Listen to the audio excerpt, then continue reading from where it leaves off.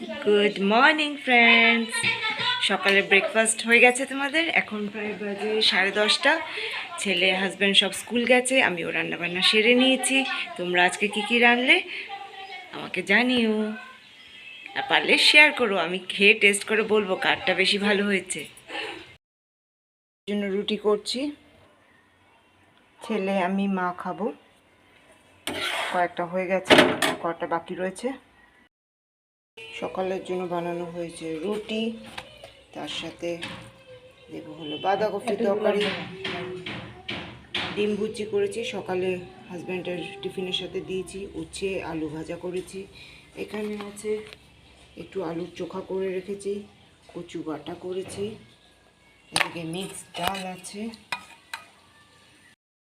পাবদা মাছ এনেছে। তো পাবদা মাছ আমার মা রান্না করবে, যেহেতু মা এসছে। রান্না হবে হলো সানরাইজ মাস্টার্ড পাউডার দিয়ে, সর্ষে পাউডার। আজকে সর্ষে দিয়ে পাবদা মাছ রান্না হবে। তো চলো এখন রাখি, তোমরা কি করছো জানিও।